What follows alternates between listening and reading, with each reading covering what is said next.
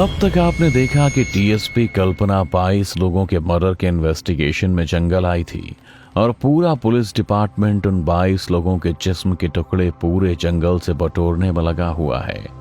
कल्पना ने मुनिया का बयान भी लिया था, पर कल्पना को मुनिया के बयान पर बिल्कुल भी यकीन नहीं था, क्योंकि मुनिया का कहना है कि इन 22 लोगों को एक निर्वस्त्र औरत ने मारा है, जिसको गांव वाले देवी द्रौपदी के नाम से पूछते हैं, और उसने ही 22 लोगों से मुनिया की इज्जत को बचाया था। इसलिए कल्पना मुनिया के बयान की तहकीकात करने बीच जंगल में जाती है, पर वहां पर उसे कुछ लोग घेर लेते हैं और कल्पना की इज्जत को तार तार करने की कोशिश करते हैं। तब कल्पना ना चाहते हुए भी देवी द्रौपदी का आवाहन करती है और सच में देवी द्रौपदी वहां आकर कल्पना की इज्जत को लुटने से बचाती है और फिर से पापियों का संहार करती है। पर इससे पहले कि देवी द्रौपदी हवा में विलीन हो जाए, डीएसपी कल्पना ने देवी द्रौपदी से बस इतना पूछा कि आप कौन हैं और क्यों निर्वस्त्री आप हम जैसी औरतों की इज्जत की रक्षा करती हैं। इस पर देवी द्रौपदी ने बस इतना ही कहा, दीदी मुझे पहचाना नहीं, मैं सक्कू। और हवा में विलीन हो गई। अब आगे। रात की हुई इस वारदात ने मेरा अंदर का खून जमा दिया था।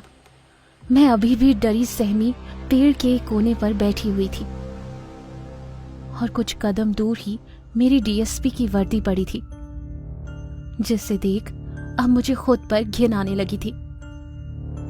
अब तक जिसे मैं एक कहानी, एक कल्पना मान झुठला रही थी, रात को हुई इंसिडेंट के बाद अब वो मेरी जिंदगी का एक भयानक सच बन चुका था और मेरे जहन में छोड़ गया था एक सवाल कि क्या ये वही सकू थी जिसे मैं जानती थी, जिसके साथ मैंने अपना बचपन बिताया था।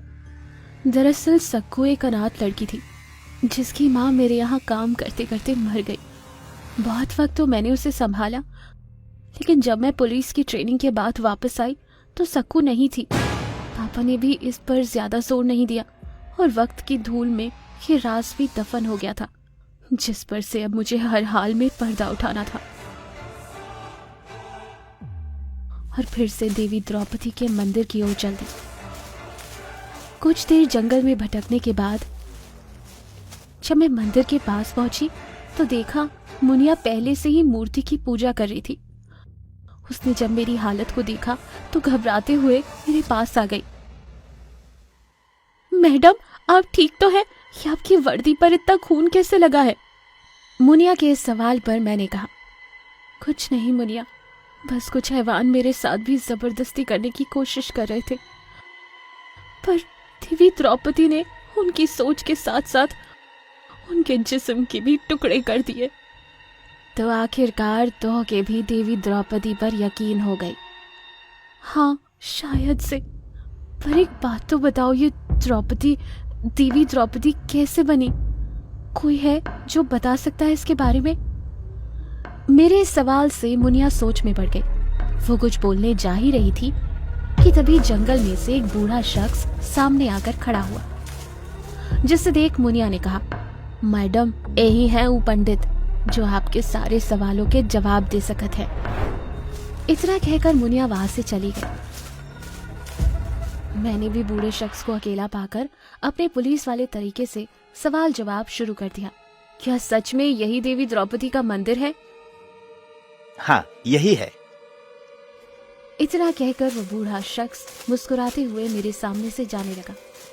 बूढ़े शख्स को मुस्कुराता हुआ देख मेरा रोम रोम जल उठा था। आप ऐसे हंस क्यों रहे हैं?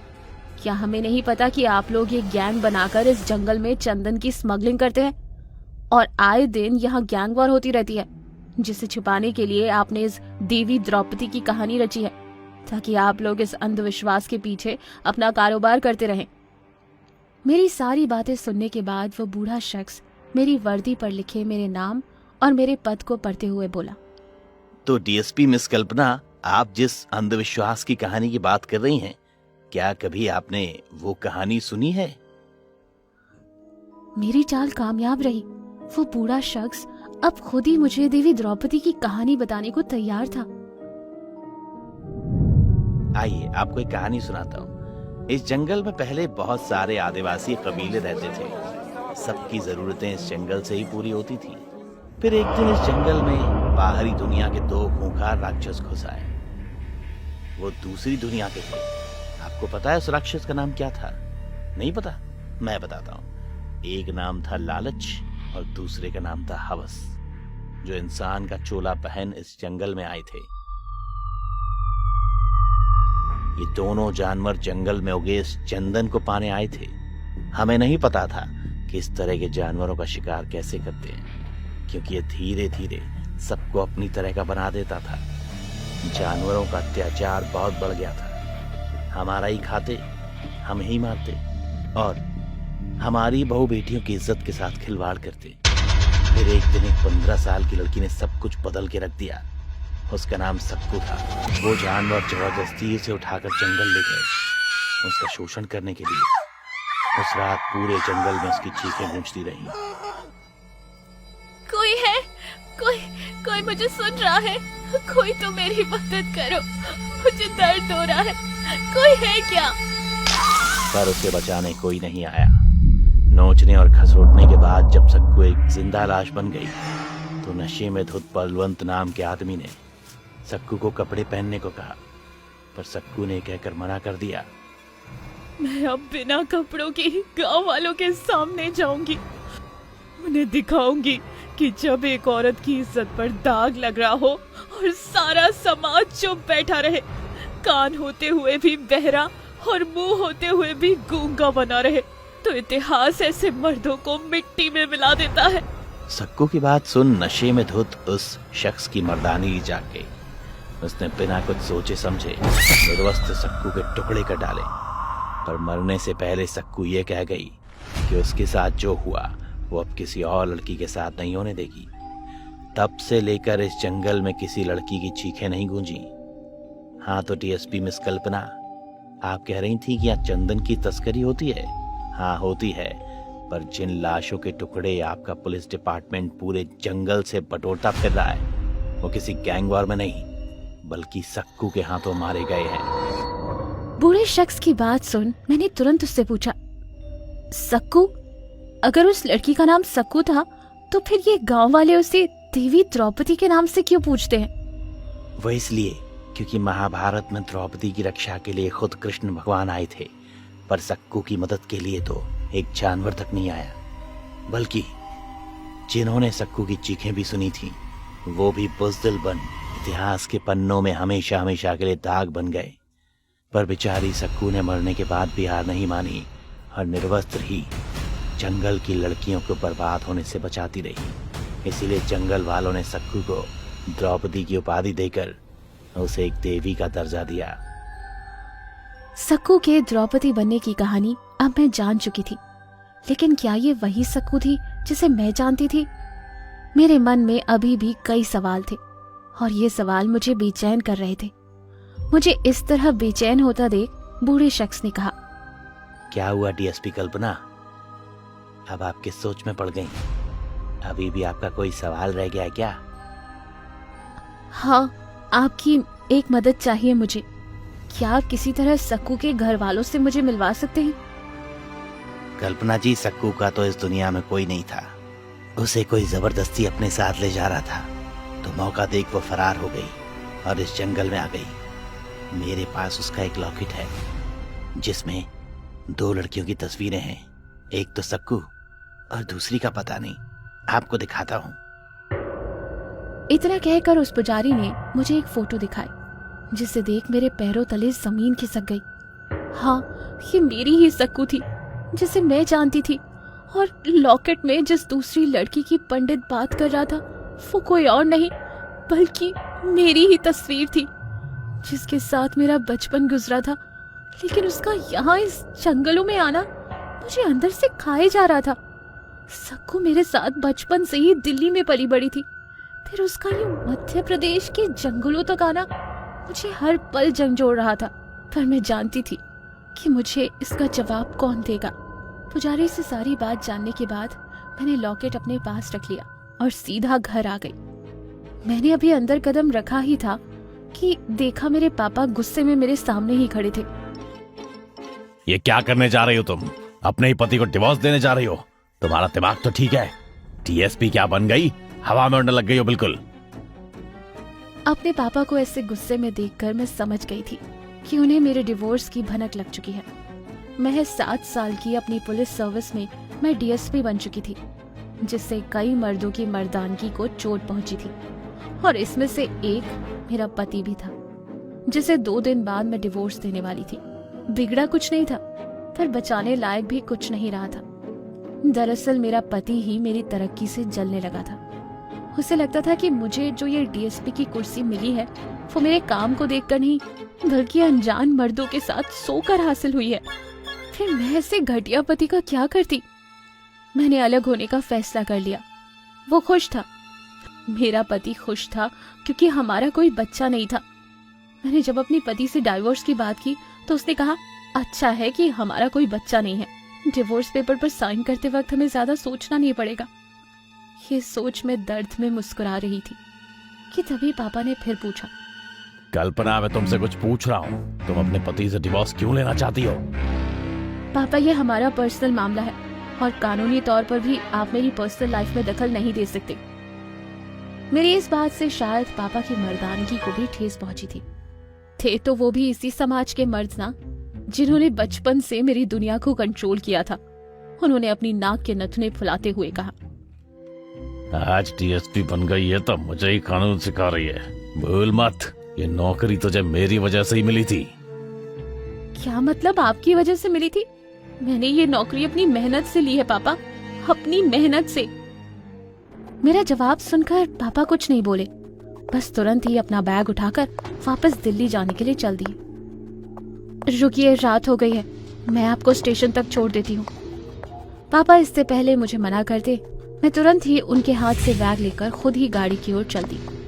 गाड़ी बीच जंगल से गुजर रही थी और पापा मेरे बगल में बैठे मुझे डिवोर्स ना लेने के लिए मना रहे थे, पर मैंने उनकी एक भी नहीं सुनी। बस उनसे इतना पूछा, पापा, अचानक से सक्कू कहाँ चली गई? मेरे इस सवाल से पापा के चेहरे का रंग उड़ गया था। उन्होंने लड़खड़ाते हुए लफ्जों में कहा, आज अचानक से तुझे सक्कू की याद कैसे आ गई? खैर, जहां भी होगी ठीक ही होगी। वैसे भी हमारे घर से तो चोरी करके भागी थी वो। मुझे पता था पापा झूठ बोल रहे थे और इतनी आसानी से मेरी बातों में नहीं आने वाले थे, तो मैंने भी पापा के सामने सीधी सी एक शर्त रख दी। पापा, आप मुझे जो डिवोर्स ना लेने के लिए बोल रहे हैं, ठीक है, मैं आपकी बात मान लूंगी, लेकिन आपको भी मुझे सक्कू के बारे में सब कुछ सच सच बताना होगा। मेरी बात सुन पापा कुछ सोचते हुए बोले, सच? इसमें सच कैसा? जो सच था मैंने वो तुझे पहले ही बता दिया था। जिस दिन तू ट्रेनिंग पर गई उसके अगले ही दिन वो चोरी करके घर से भाग गई थी। बस 15 साल की थी वो, पता नहीं जिंदा भी होगी या नहीं। पापा, आपको पता था सक्कू कभी चोरी नहीं कर सकती, फिर आपने उसे ढूंढने की कोशिश क्यों नहीं करी? मेरी बात सुन पापा ने चुप्पी साध ली थी, पर जैसे ही उन्होंने मेरे हाथों में सक्कू का लॉकेट देखा तो उनकी आंखें फटी की फटी रह गई। पापा को भी समझ आ गया था कि आखिर इतने सालों में मैंने आज सक्कू का जिक्र क्यों किया था। जब पापा के सामने कोई रास्ता नहीं बचा तो उन्होंने मेरी शर्त मान ली और आहिस्ता से कहा, ठीक है कल्पना, मैं तुझे सक्कू के बारे में सब कुछ सच सच बताने के लिए तैयार हूँ, पर तुझे भी अपनी पति से माफी मांगकर उसके पास जाना होगा। पापा की बात का मैंने कोई जवाब नहीं दिया, बस चुपचाप गाड़ी चलाती रही। हाँ कल्पना, तुम्हारा शक बिल्कुल सही है। सक्कू ने चोरी नहीं की थी, बल्कि मैंने ही सक्कू को एक मिनिस्टर को बेच दिया था ताकि मैं तेरी पुलिस की नौकरी पक्की करा सकूं, वरना तेरे बस का तो कुछ भी था ही नहीं।